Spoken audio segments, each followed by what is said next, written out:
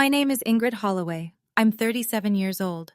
Last October, I sat at my mother's dinner table while she smiled at me and said, "This is your final dinner in this house." She meant it as a threat. She had the whole family gathered, my aunt, my cousin, her boyfriend, and she looked so sure of herself, so completely in control, that I almost felt sorry for what I was about to do. Almost. I slowly pulled a document from my bag and slid it across the table. "Yours too," I said. My mom read it once, then she read it again.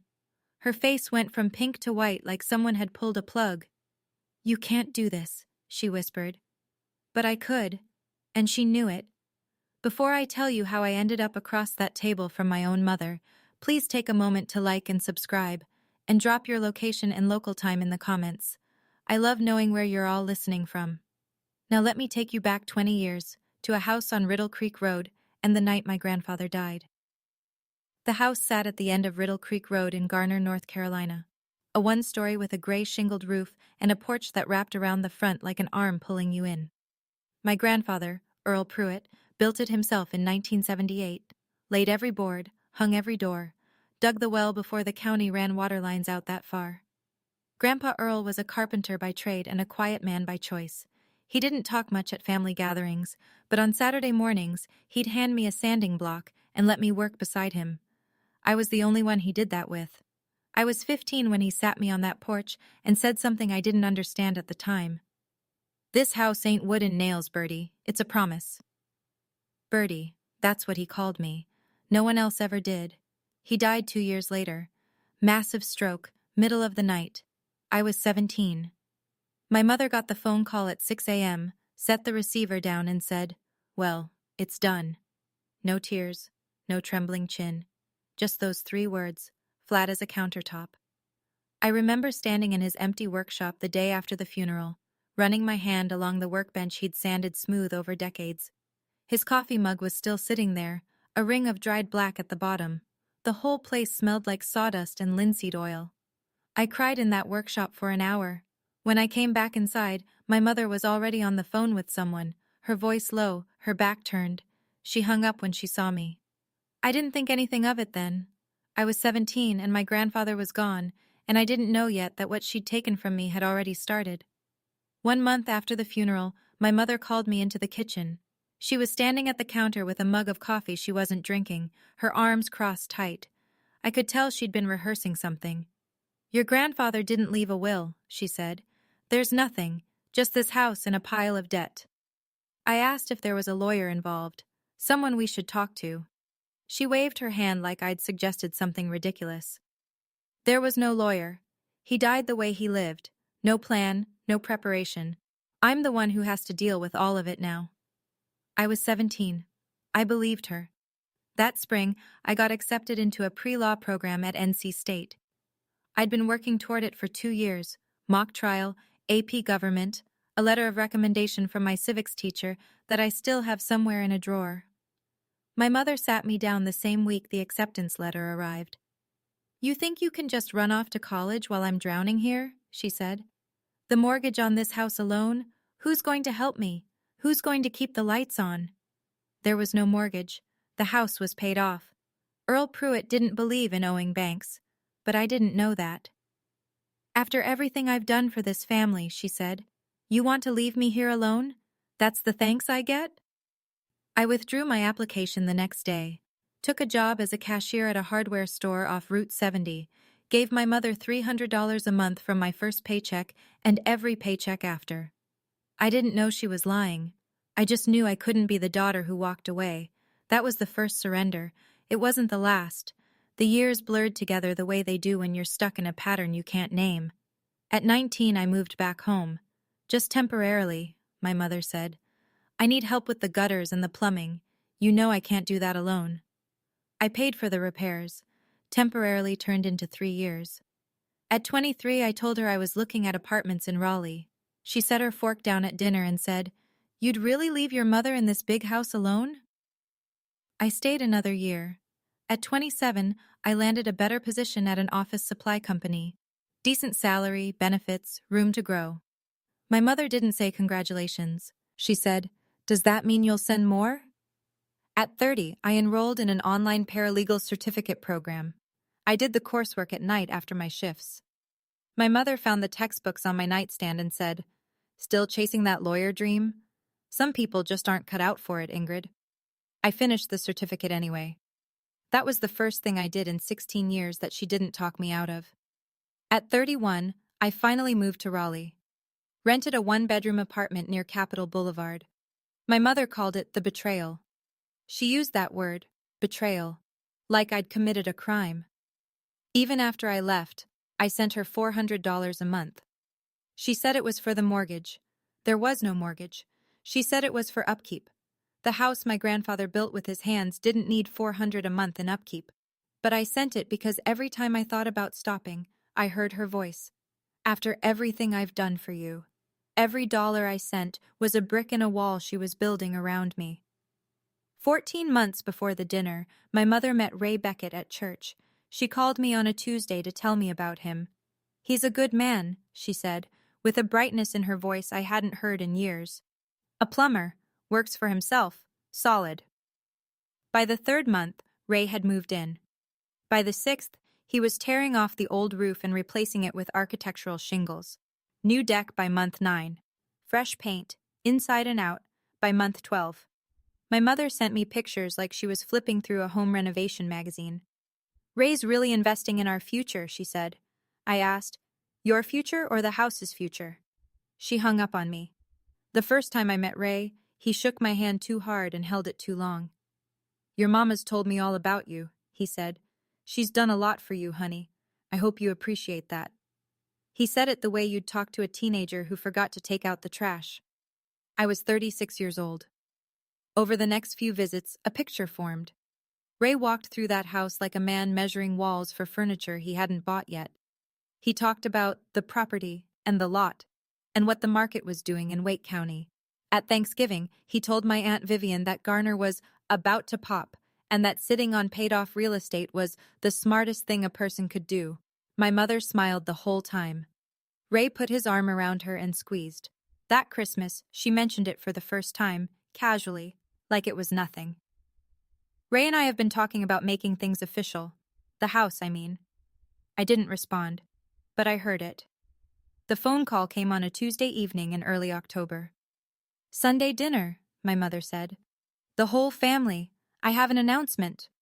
Her voice had that particular brightness, the one she used when she'd already made a decision and wanted an audience to witness it.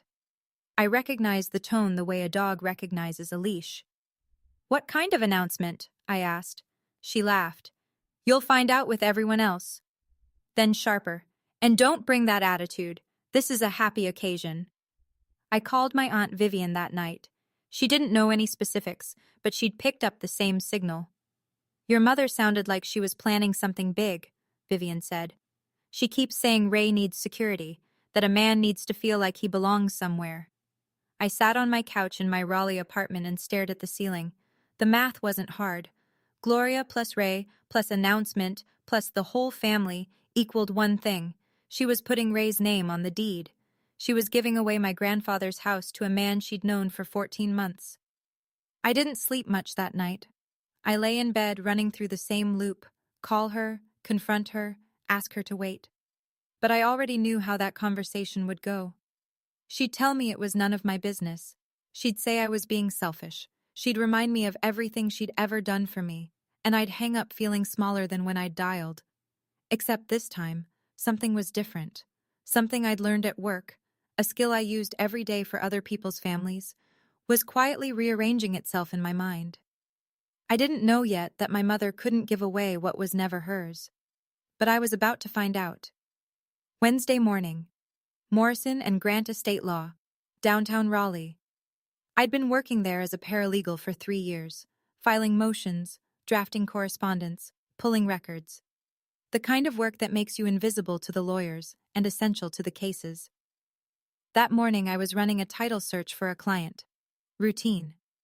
Pull up the Wake County Register of Deeds website, type in the property address, trace the chain of ownership. I'd done it hundreds of times. Halfway through, I stopped. My fingers hovered over the keyboard. If my mother was planning to sign a quitclaim deed, That meant the property title had to be in her name, and titles were public record. Anyone could look them up. I could look them up. I typed in the address on Riddle Creek Road. The result loaded in under 3 seconds. The deed was recorded in 2005, the year my grandfather died. The grantor was the estate of Earl T. Pruitt. The grantee line read, Gloria Holloway, trustee of the Earl Pruitt Testamentary Trust for the benefit of Ingrid M. Holloway. I read it 3 times. Each time the words got louder. Not on the screen, in my chest. Trustee, for the benefit of Ingrid M. Holloway. My grandfather had left me the house. Not my mother. Me. He'd put it in a trust, a legal trust, with my mother named as the person responsible for holding it until I was ready to receive it. And she had never said a word. I closed the browser tab, opened it again, read it a 4th time. The words didn't change. I pushed back from my desk and walked to the break room, poured a cup of coffee I didn't drink. My hands were steady. Everything else was shaking. I didn't need anyone to explain what a testamentary trust was. 3 years of estate law had taught me that much. A testamentary trust is created through a will. The person who dies, the grantor, leaves property to a trustee, who holds it for the benefit of someone else until certain conditions are met. Usually an age, usually 21. My grandfather set it up so that my mother would manage the house until I turned 21. Then she was legally required to transfer the title to me. Full ownership. My name on the deed. I was 37. She'd been in violation of her fiduciary duty for 16 years. I pulled up the probate records next. The will had been filed with the Wake County Clerk of Superior Court in 2005. The trust had been established and funded. The property had been transferred into the trust. Everything was documented, dated, and recorded. My mother had walked into a courthouse, filed the paperwork, accepted the role of trustee, and then gone home and told her 17-year-old daughter that her grandfather left nothing. I sat in my car after work that evening with the engine off. I didn't cry. I didn't scream. I just sat there with the kind of clarity that comes after something breaks clean. She told me he left nothing. She said there was no lawyer. She made me give up law school so I wouldn't learn enough to find out. It wasn't random cruelty. It was a system. Every choice she'd made, pulling me out of school, keeping me close, making me financially dependent, had one purpose: to make sure I never had the tools to ask the right questions. My mother didn't just take a house. She took the education that would have let me find out sooner. I picked up my phone that night and dialed her number. Got through 3 rings before I stopped. If I called now, she'd deny it. She'd twist the conversation until I was apologizing for asking. She'd cry or shout or go silent, whatever tool worked fastest. And by the end of the call, I'd feel guilty for finding out the truth. That was the pattern. 20 years of it, worn smooth as a path through grass. I set the phone down. For the first time in my life, I chose not to react. Instead, I made a list. I wrote it on the back of a gas station receipt because I didn't have a notepad in my car. Find the original trust instrument. Find the lawyer who drafted it, Harold Pruitt. Verify the exact trust terms. Understand my legal rights. Prepare everything before Sunday. Sunday was 4 days away. 4 days to confirm what 20 years had hidden. The next morning at the office, I told Marin Torres. She was the other paralegal at Morrison and Grant. 34, direct, loyal in a way that didn't require a lot of words. We'd worked side by side for 2 years. She was the closest thing I had to a best friend. I showed her the deed printout. She read it twice, then looked at me over her glasses. "You've been her paralegal your whole life, Ingrid," she said. "Time to be your own." I asked if she thought I was wrong for not calling my mother first. "She kept you from law school so you'd never read the fine print," Marin said. "That tells you everything." She was right, and Sunday was coming. Thursday. I spent my lunch break searching the North Carolina State Bar records. Harold Pruitt, licensed 1974, retired 2009, last known address, Garner, North Carolina. He was still alive, still local. I found his number through a public directory and called from my car in the Morrison and Grant parking lot. It rang 5 times. I was about to hang up when a slow, careful voice answered. "Pruitt residence." I told him my name. There was a long silence, the kind where you can hear someone adjusting to a memory they hadn't touched in years. Bertie, he said. Earl's Bertie? Something cracked open in my chest when he said that name. Nobody had called me Bertie in 20 years. I told him what I'd found. The deed, the trust, the fact that my mother had never transferred the house. Harold went quiet again, but this time it was a different kind of quiet. Heavier. She never gave you the house, he said. It wasn't a question. No, sir. He told me he'd drafted everything himself. The will, the trust instrument, the whole estate plan. Earl had come to his office in the spring of 2005, 6 months before the stroke, and laid it all out. The house goes to Ingrid. Gloria manages it until the girl turns 21. Then it's hers, free and clear. After the trust was set up, I called Gloria to remind her of her obligations, Harold said. She told me, I know what I'm doing, Mr. Pruitt. My father trusted me. I didn't follow up after that. He paused. Your grandfather asked me to watch over things, and I didn't. I'm sorry for that, Ingrid. Those were his exact words, and they meant more than he knew. Friday morning. I took a half day and drove to Garner. Harold Pruitt lived in a brick ranch house on a street lined with crepe myrtles that had already dropped their blooms. He met me at the door in a pressed shirt and suspenders, moving slowly but standing straight. He looked like a man who'd been waiting for someone to come asking. His office was a converted bedroom at the back of the house, shelves of legal binders, a wooden filing cabinet, a desk lamp with a green glass shade. He opened the bottom drawer of the cabinet and pulled out a cardboard filing box labeled Pruitt Earl T. Inside, a copy of my grandfather's will, the trust instrument, the probate records, a letter of instruction. I opened the trust instrument first. The language was clean, formal, and unmistakable. Upon the beneficiary reaching the age of 21, the trustee shall convey all right, title, and interest in the property to the beneficiary by executing and recording an appropriate deed. My name was on the third line. My grandfather's signature was at the bottom of the last page. Steady, deliberate, like everything he built. Harold walked me through it. Because Gloria never executed the transfer when I turned 21, she was in breach of her fiduciary duty. She had no legal right to treat the property as her own, and any quitclaim deed she signed to transfer interest to Ray Beckett would be void, because she wasn't the owner. She was the trustee. When is she planning to sign that deed? Harold asked. Sunday, I said. He took off his glasses and cleaned them with his handkerchief. Then we'd better get to work. He offered to prepare an affidavit, a sworn statement confirming the trust's authenticity and his role in drafting it. I accepted.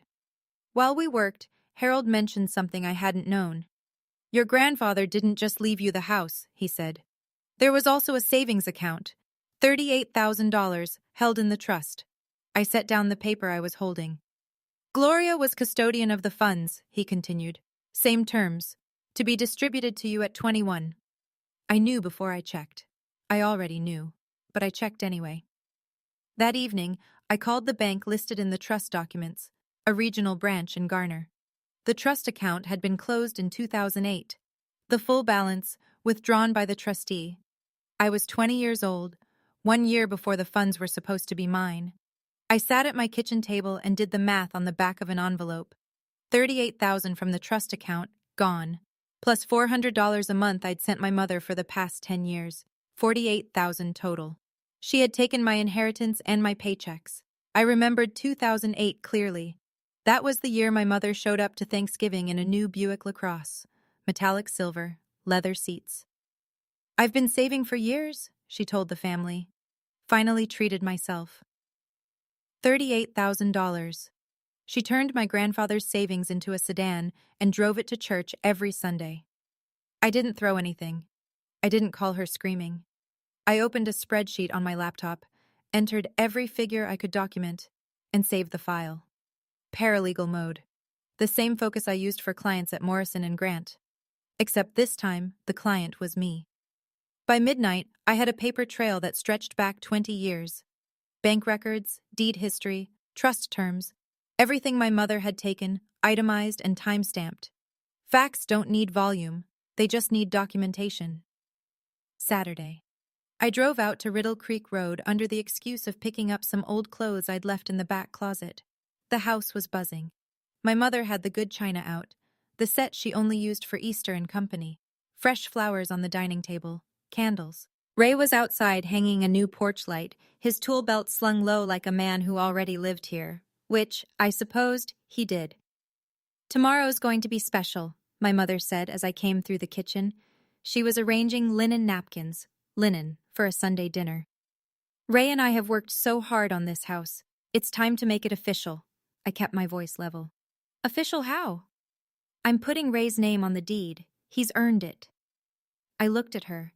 She was smiling the way she smiled when she'd already decided something and was simply waiting for the world to agree with her. I tried one more time.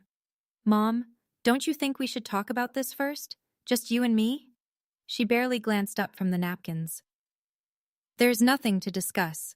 This is my house, and I'll do what I want with it." I nodded, collected my clothes from the closet, said goodbye to Ray, who told me to bring an appetite tomorrow.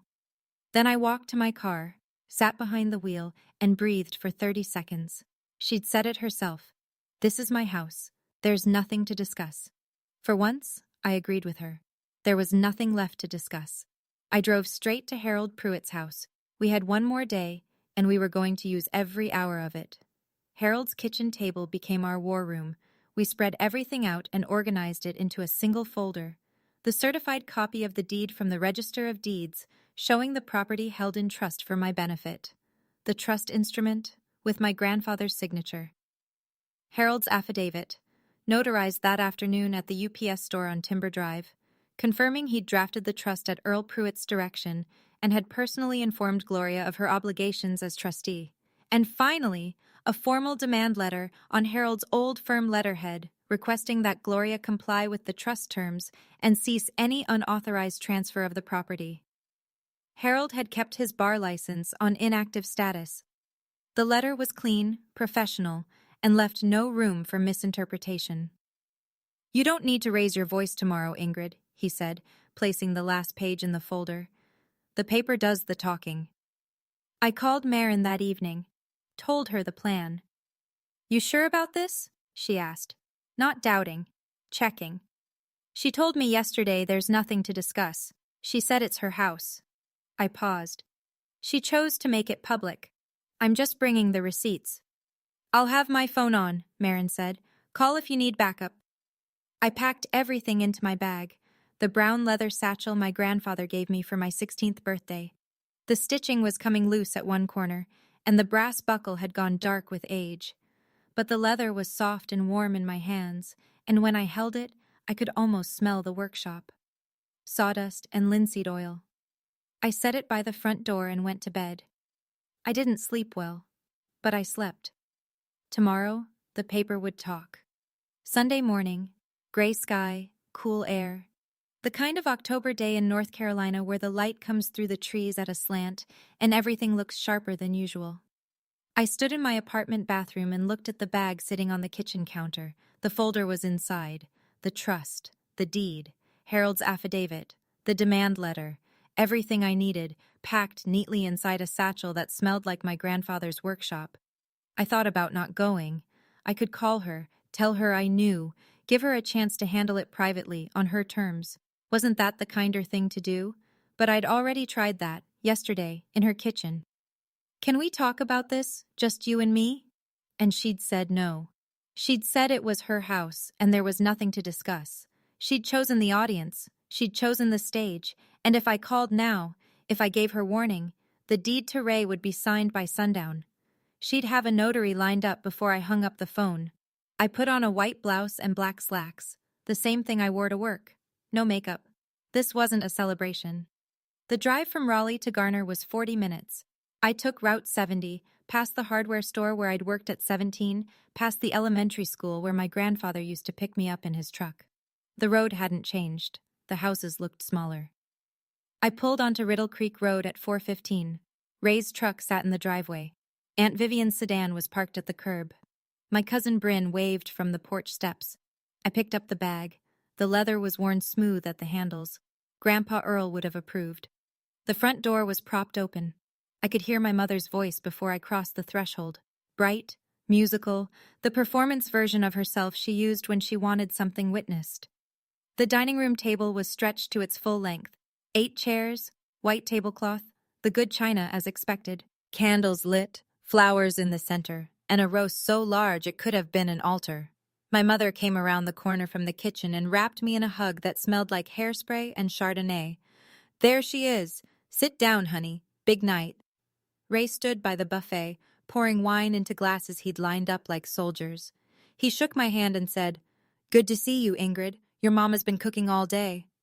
Aunt Vivian sat on the couch in the living room, her hands folded in her lap the way she held them when she was uncomfortable, but hadn't decided why. Uncle Dale was beside her, already working on a roll. My cousin Bryn was setting water glasses on the table. I noticed it immediately. On the kitchen counter, near the flower arrangement, a clear plastic folder sat open. Inside, a quitclaim deed form, pre-filled. My mother's name in the grantor line, Ray Beckett's name in the grantee line, a pen clipped to the edge. She'd already filled it out. I set my satchel on the floor beside my chair, close enough to reach. Bryn leaned in and whispered, "Aunt Gloria keeps talking about the surprise. Do you know what it is?" I looked at the folder on the counter, then at my bag on the floor. 2 sets of documents in the same room, pointed in opposite directions. "I have a pretty good idea," I said. My mother waited until everyone was seated and served before she stood up. She picked up her wine glass and tapped it once with her nail, a small, sharp sound that silenced the table. Ray straightened beside her. This was rehearsed. "I want to thank everyone for being here tonight," she began. "This house has been my whole life. I raised my daughter here. I kept it standing when nobody else was going to." She paused, let that land. "Not a day went by that I didn't put this family first." Aunt Vivian nodded politely. Uncle Dale chewed. Bryn glanced at me. "And for the last year," my mother continued, "Ray has made this house feel like a home again." She reached for his hand. He took it, squeezed, smiled at the table like a man receiving an award. "He's fixed the roof, the deck, the plumbing. He's poured his heart into this place." Another pause, longer this time. "So tonight, I'm making it official." She looked around the table, letting the moment build. "Ray and I are putting his name on the house. This is our home now." Ray reached behind him and produced the quitclaim deed from the counter. He set it on the table beside her plate. My mother picked up the pen and signed her name on the grantor line with a flourish. No notary, no witness requirement met, just the gesture of it. The theater. Then she slid the paper toward me. Not toward the table generally, toward me. She looked straight into my eyes with a smile that was equal parts triumph and warning. "I hope you're happy for us," she said. I looked at the signed form. I looked at my mother. I looked at Ray. Then I reached for my bag. I want to pause here for a second. If you've ever sat at a table where someone was making decisions about your life without asking you, you know exactly what that silence feels like. Right now, I had 2 choices: smile and let it happen, or open that bag. Before I tell you what I did, I'd really appreciate it if you hit that like button. It helps more people find stories like this. And if you've ever had a family member try to sign away something that was yours, tell me in the comments. I want to hear your story. Now, back to that dinner table. My hand rested on the satchel, but I didn't open it. Not yet. "Mom," I said, keeping my voice even, "can I talk to you in the kitchen for a minute? Just us." She was still standing, still flushed with the momentum of her announcement. She waved her hand. "Whatever you need to say, you can say it here. We're family." "Mom, please." Her smile tightened. "Oh, don't be dramatic, Ingrid. If you have something to say it." Ray leaned back in his chair and crossed his arms. "Let your mama enjoy her night, honey." I looked at Ray, then at my mother. The table was watching. I had asked privately, yesterday in her kitchen, "Can we talk about this, just you and me?" She'd said no. Tonight, same question, same answer. She wanted an audience. She wanted witnesses to what she considered her moment. "Fine." "Okay," I said. "You want me to say it here? I'll say it here." I unzipped the satchel. The sound was small, just the metal teeth of a zipper pulling apart. But in that quiet dining room, with the candles flickering and 8 faces watching, It carried. My mother's smile slipped half an inch. I pulled the folder out and set it on the table. Not hard, not dramatic. I placed it the way I'd place a filing on a judge's bench, flat, square, and facing her. Aunt Vivian stopped mid-sip. Bryn leaned forward. Uncle Dale put down his roll. Ray uncrossed his arms. I asked twice, privately. Both times she refused. She chose the room. She chose the stage. All I did was choose the script. Before you go any further with that, I said, nodding at the quitclaim deed, I need you to read something. In the half-second between setting the folder down and watching my mother reach for it, a memory surfaced. Clear and whole, like a photograph lifted out of water. Summer. I was 15. Sitting on the porch with Grandpa Earl, both of us drinking sweet tea from mason jars. The cicadas were screaming in the pines and the air was thick enough to chew. He'd just finished restaining the porch railing, and his hands were still dark with the color. He said it out of nowhere. Birdie, this house will always be yours, no matter what your mama says. Promise me you'll remember that. I laughed. 15 years old, barefoot, no idea why he'd say something like that. Why would Mama say anything, Grandpa? He didn't answer. He just looked out at the yard, past the dogwood tree he'd planted the year I was born, and took a slow sip of his tea. Now I understood. He'd known. He'd watched his own daughter for decades, and he'd seen what I couldn't, what I was too young and too close to see. He knew she'd try to take it. He knew she'd lie. And because he knew words alone wouldn't survive her, he went to a lawyer, sat in an office, and put everything in writing. He couldn't protect me from her forever. But he could build something she couldn't talk her way around. I looked at the folder on the table. My grandfather's signature was inside it. His handwriting, steady, deliberate, the same as I remembered. 20 years old, still holding the line. My mother picked up the first page. I watched her eyes move across the words. I watched the color drain from her face like water going down a sink. And I waited. But I hadn't handed her the trust document yet. The first page was the deed, the printout from the Register of Deeds, the same one I'd pulled up at my desk 3 days ago. She glanced at it, frowned, and set it down. "What is this?" she said. "Some kind of work paper?" I didn't answer directly. Instead, I asked a question. Calm, clear, loud enough for everyone at the table. "Mom, just so I understand, you're saying this house is yours, outright, free and clear?" "Of course it is," her chin lifted. "Your grandfather left it to me. I've kept it up for 20 years. And there was no will, no trust, no legal arrangement of any kind." Her eyes flickered, just for a beat, quick as a blink, but I caught it. That micro-hesitation before the lie. "Nothing," she said. "I told you that when you were 17. Nothing's changed.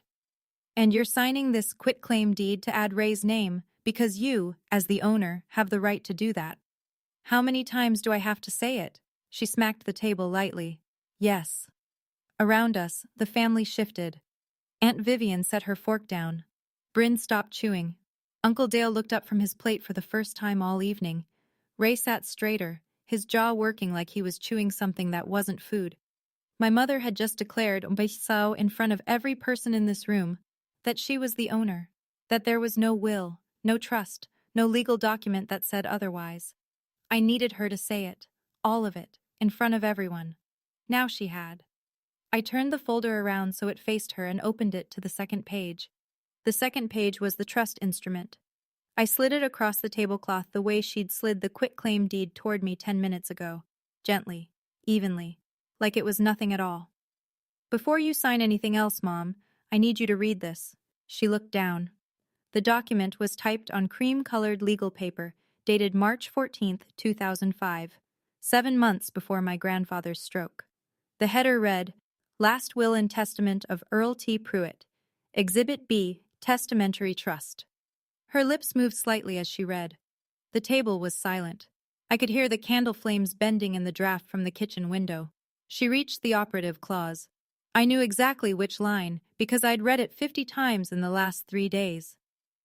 "Gloria Holloway, trustee of the Earl Pruitt Testamentary Trust for the benefit of Ingrid M. Holloway." Her finger stopped moving. She stared at the page the way you'd stare at a crack spreading across a windshield, watching it grow, knowing you couldn't stop it. "What?" she started, then stopped. "Read it again.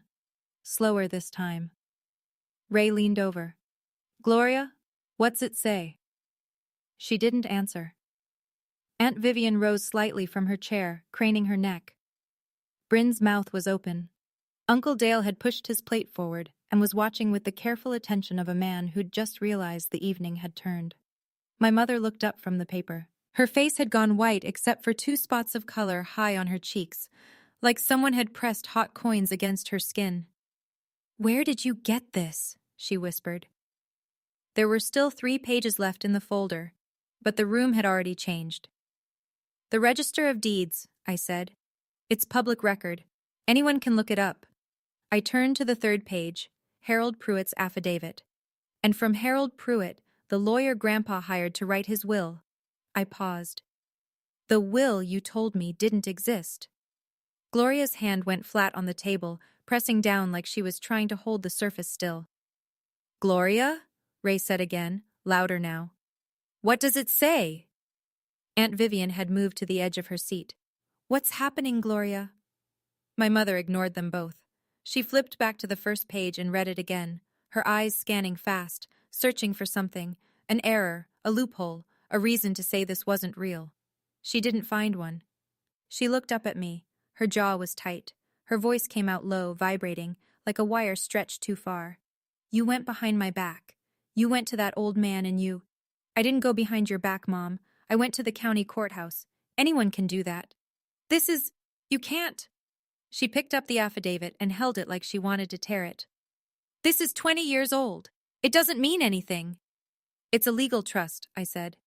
"Executed and recorded in 2005. Probated by the Wake County clerk, and still in force."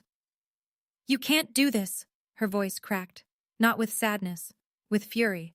Ray pushed his chair back an inch. Bryn grabbed her water glass and held it. Uncle Dale looked at Aunt Vivian. Aunt Vivian looked at me. I didn't raise my voice. I didn't need to. "I didn't do anything, Mom. Grandpa did, 20 years ago." I stood and addressed the table. Not to lecture, to explain. These people deserved to know what they'd walked into. "Grandpa Earl left this house to me in a trust," I said. "Mom was the trustee. She was supposed to transfer the title to me when I turned 21. She never did." Aunt Vivian's hand went to her mouth. "Gloria, is that true?" My mother's chin jutted forward. "It's not that simple." "It is that simple," I said. "The trust is legally binding. The deed is on public record. I've confirmed it with the attorney who drafted it." I pointed to the quitclaim deed lying on the table. "And that form you just signed? It's worthless. You can't transfer property you don't own." The room went still. Not quiet. Still. The kind of stillness where even the air stopped circulating. Ray spoke first. He'd gone rigid in his chair, his hands gripping the armrests. "You told me this house was yours," he said to Gloria. Not gently. My mother wheeled on him. "It is mine." "The deed says otherwise," I said. "Your name is on it as trustee, not as owner. There's a legal difference, and it matters. Your grandfather had no right to." "He had every right. It was his house. He built it, he paid for it, and he chose to leave it to me." Bryn whispered, "Oh my God," barely loud enough to hear. My mother gripped the edge of the table with both hands. Her knuckles were white. The candles kept burning. The roast kept cooling. Nobody touched their food. She looked at me the way she'd looked at me my whole life, like I was a problem she'd already solved. Except this time she hadn't. When cornered, my mother didn't retreat. She attacked. "I raised you in this house." Her voice filled the room. "I fed you. I kept the lights on. I stayed up with you when you were sick. I gave up everything. And this is how you repay me? With lawyers and paperwork?"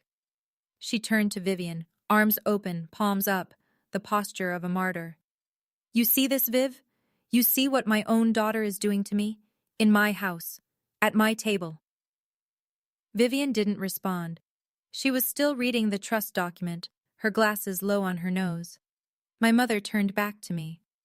Your grandfather was a stubborn old man who didn't understand the first thing about raising a family alone. I did everything. Everything. And he goes behind my back and signs some paper. Mr. Pruitt called you, I said. I didn't raise my voice. I didn't need to match her volume to outweigh her argument. He called you after the trust was set up. He reminded you of your legal obligation, and you told him, I know what I'm doing. I turned to the next page, the affidavit. He put that in a sworn statement. He remembers every word. That old man doesn't know what he's talking about. He's a licensed attorney who drafted Grandpa's will, I said, and he's willing to testify. My mother's face contorted. I gave up my life for this family! The words bounced off the walls and died. Nobody picked them up. I let the silence hold for 3 full seconds before I answered. You gave up my life, Mom, I said. Not yours, mine. Bryn's hand went to her chest.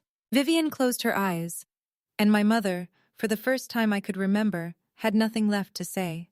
The silence lasted long enough for the candles to flicker twice. Then Ray broke it. Hold on. He raised his hand like he was stopping traffic. I need to understand something. I put $15,000 into this house. New roof, new deck, paint, plumbing. If this is some kind of trust situation, who's going to pay me back? Every head at the table turned to him. Aunt Vivian spoke first, her voice flat. Seriously, Ray? That's your concern right now? I was told this house was Gloria's, he said, leaning forward. I invested based on that. He pointed at my mother. You told me this was yours, Gloria. Free and clear. Those were your words. My mother opened her mouth, but nothing came out. She looked at Ray the way a person looks at a door that just closed in their face. Any renovations made to the property without the beneficiary's authorization are between you and Gloria, I said, not between you and me. Ray stared at me for a long moment. Then he pushed his chair back, dropped his napkin on his plate, and stood up. I didn't sign up for this, he said. He walked through the kitchen, out the back door, and onto the deck he'd built with his own money. We heard his truck start 30 seconds later. Gravel crunched under the tires. The sound faded down Riddle Creek Road. My mother watched the back door for a long time after he left, her hands still flat on the table, her face emptied out. When she turned back to the room, I saw something I'd never seen in her before. She was afraid. Not of me, not of the paperwork, of being alone. Aunt Vivian had been reading, quietly, methodically, turning pages the way I would, one at a time, absorbing every line. When she finally set the folder down, her hands were trembling.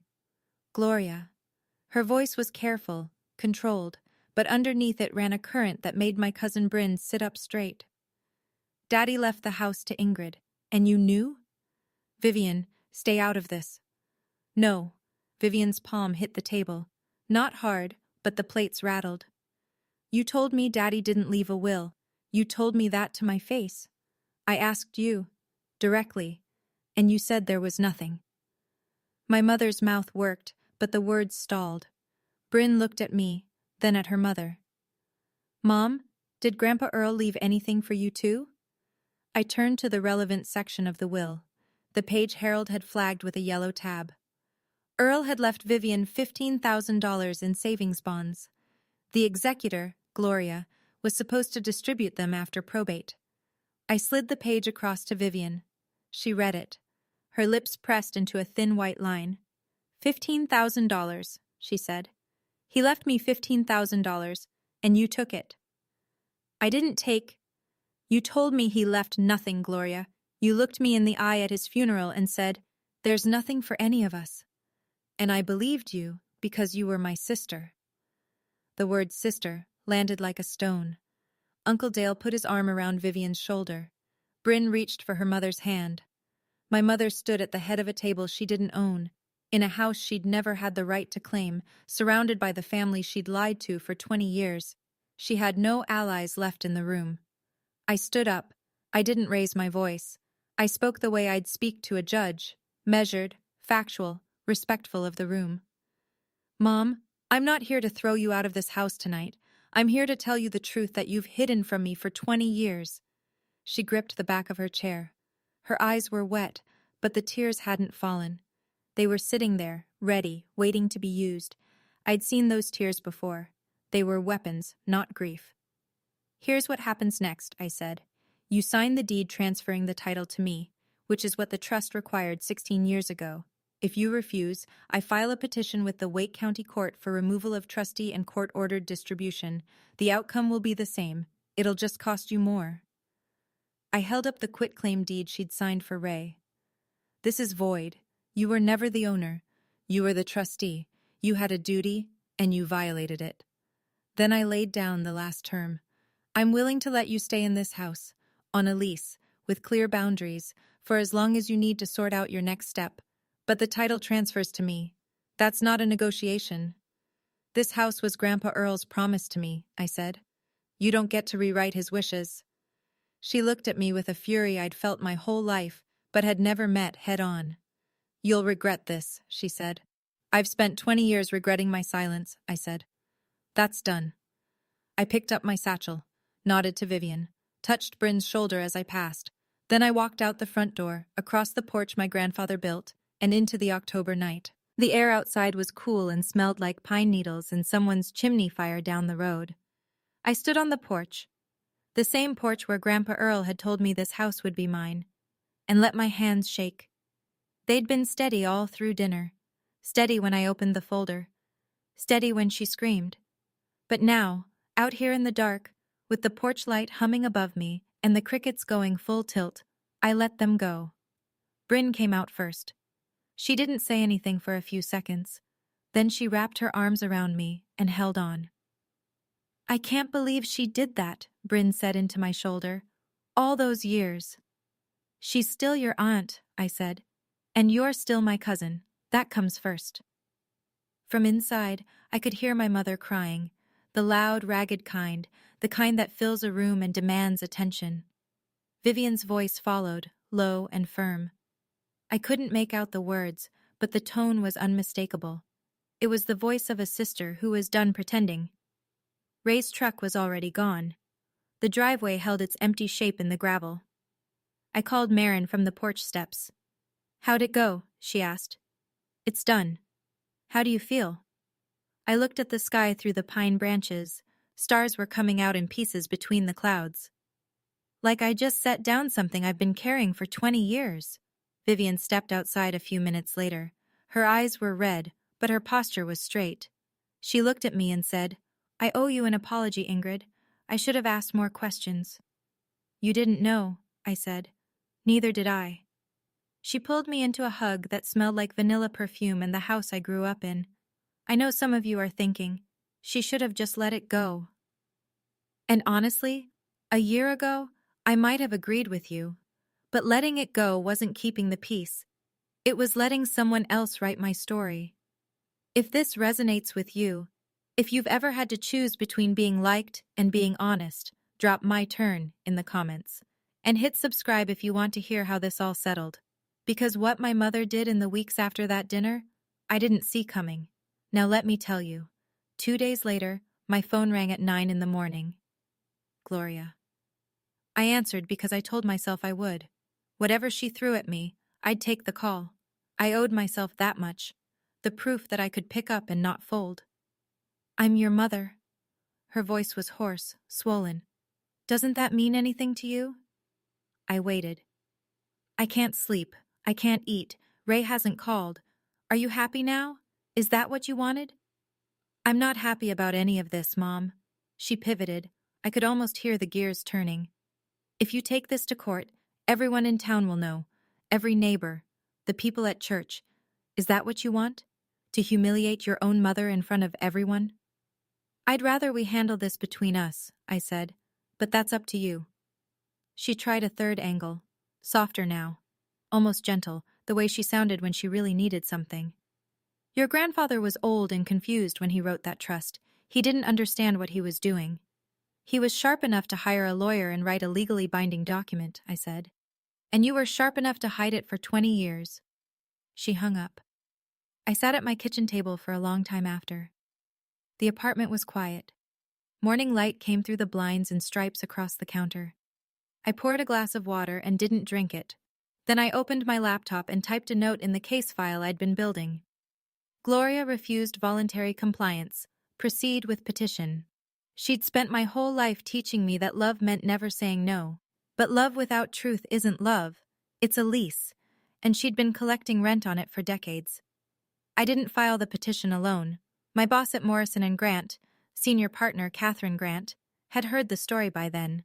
Marin told her. I'd expected a polite nod and a referral.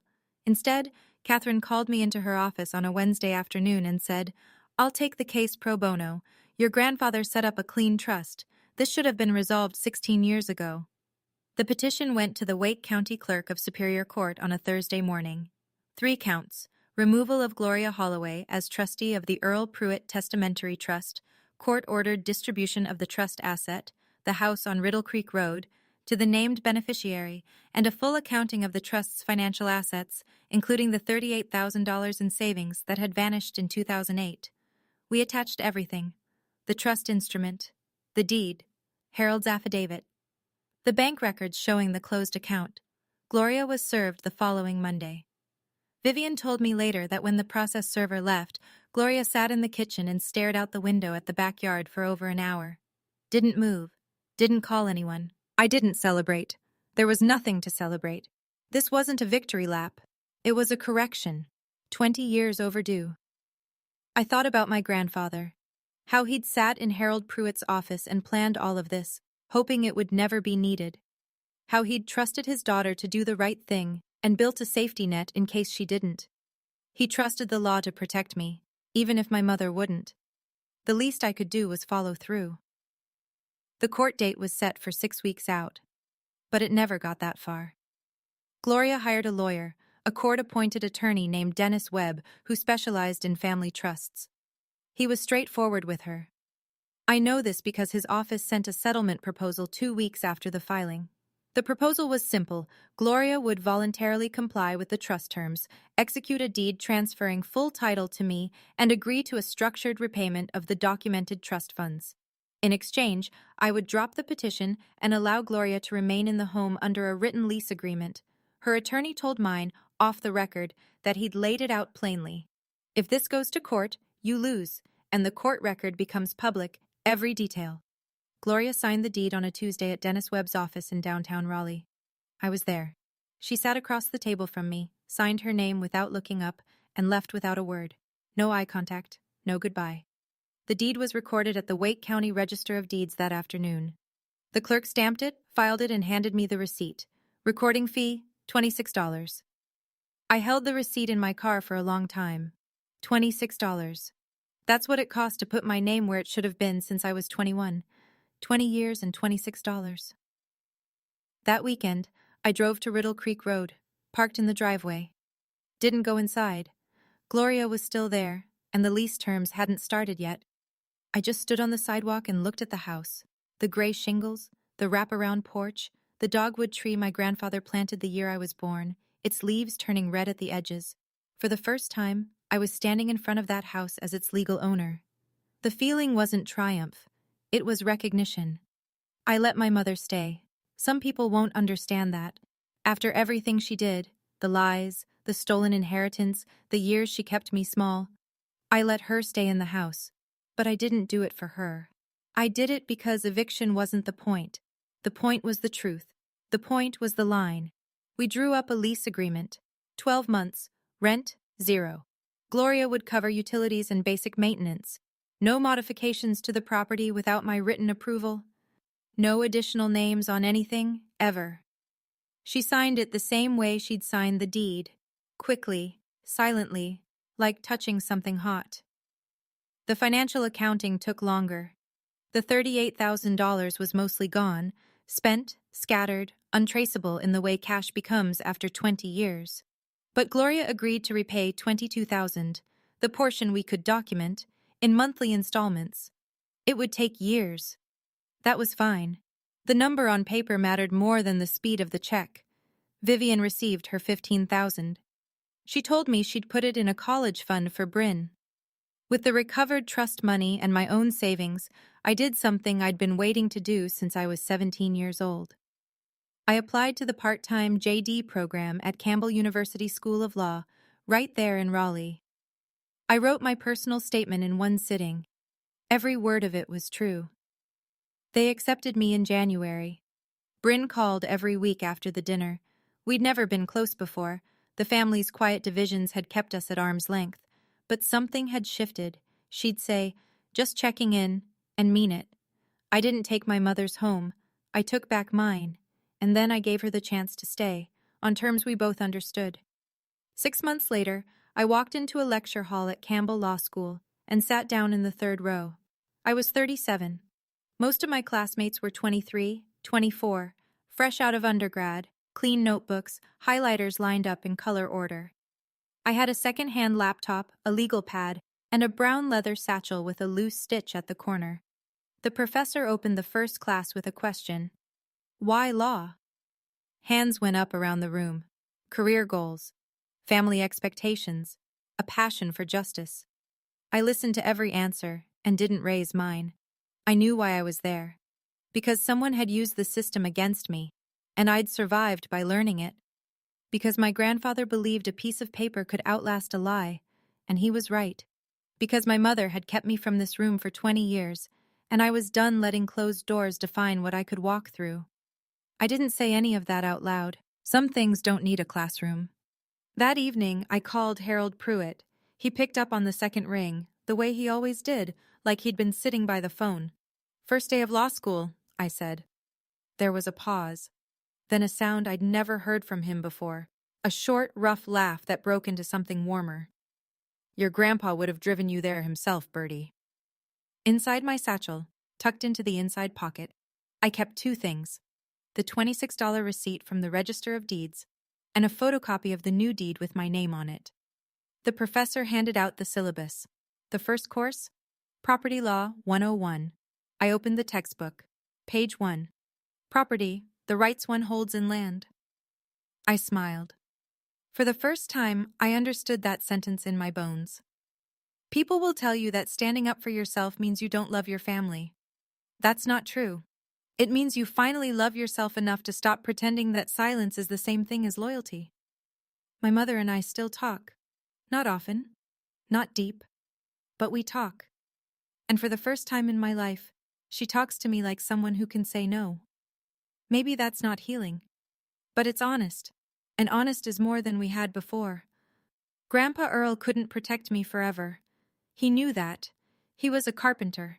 He understood that everything he built would eventually need someone else to maintain it. So he gave me the one thing that would outlast him. Paper. A trust. A deed.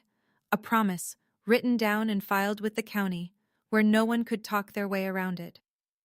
If you're in a family where love comes with conditions, where every boundary you draw gets called a betrayal, where the price of peace is your own silence, I want you to hear me clearly. You are not selfish for protecting what's yours.